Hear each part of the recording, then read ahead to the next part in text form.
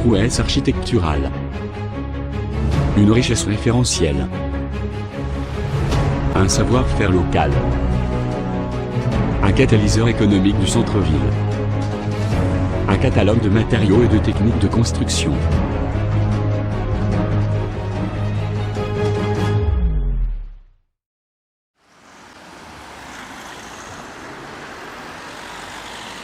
On est à Sfax, une ville portuaire de l'est de Tunisie.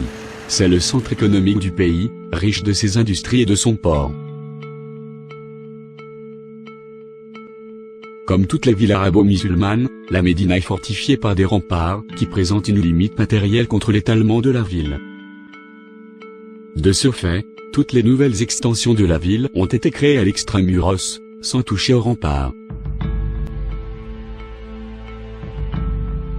L'application du premier PAU, établi en 1929, a créé des axes routiers qui ont délimité l'ancienne esplanade devant Bebjebli.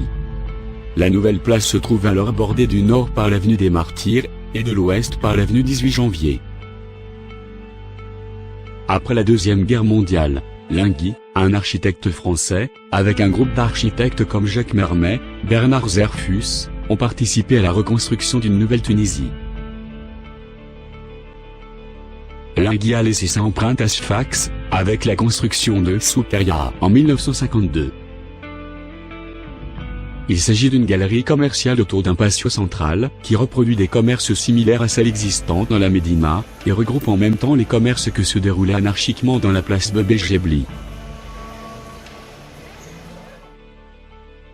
L'axe du souk est orienté vers la route de Tunis. L'architecte a changé volontairement la direction de l'axe de la Médina vers la nouvelle ville.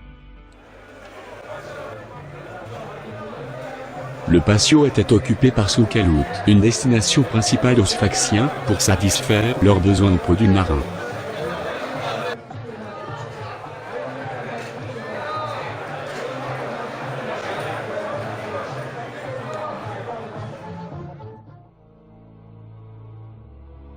Comme il était construit dans une période de pénurie de ciment, d'acier, et des matériaux modernes, l'architecte se tournait vers le savoir-faire local. Ici, se manifeste la maîtrise du maçon sfaxien, Sta, Kriya. C'est d'ailleurs la raison de son appellation. Il a utilisé des matériaux locaux, le moellon, et le liant de chaux avec du sable dans la construction des murs, et du terre cuite au niveau des voûtes, des coupoles, et des arcs brisés. Le moellon de Sfax est une croûte de pierre, tendre, qui est extraite du sable. La patine, cette couleur de vieillissement de la Médina, était une source d'inspiration pour la texture de la façade. Cet effet est mis en valeur par la texture de la pierre, et de la chaux mélangée avec du sable, sans application d'enduit.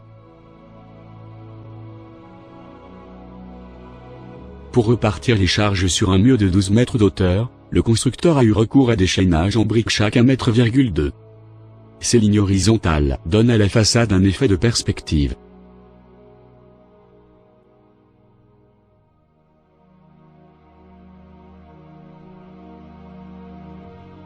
Cet effet a été accentué, une autre fois par le rythme composé des petites voûtes, des contreforts, et des ouvertures. Ce rythme est d'ailleurs une reprise du rythme de la jarafa du mur du souk el-Onran, équivalente à la muraille de la Médina.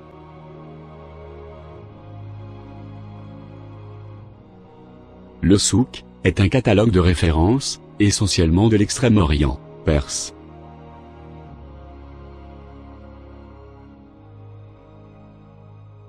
Ce qui est concrétisé par une variété des éléments architecturaux. Des arcs brisés, dits ogivaux. Une panoplie des voûtes, de différentes dimensions. Chaque galerie se compose d'une grande voûte centrale, et d'autres petites de part et d'autre. Les contreforts transmettent les charges de la grande voûte. Ils représentent un soutènement pour reprendre ses poussées latérales.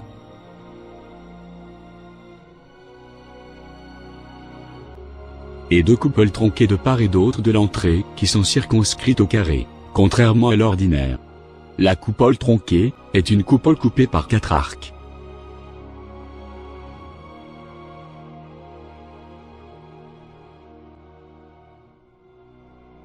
Une coupole surtrompe à l'entrée principale. C'est une coupole basée sur un octogone, inscrit dans un carré. En effet, le rôle de la trompe est de changer le plan d'un niveau à un autre.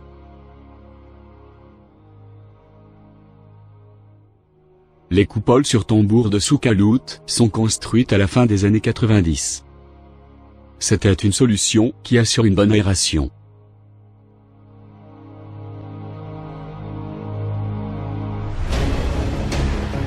Ce chef-d'œuvre se manifeste comme un prototype, par ses éléments architecturaux et architectoniques.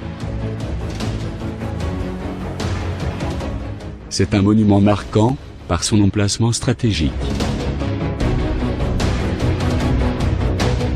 Il présente une continuité urbaine, fonctionnelle, architecturale et morphologique de la médina.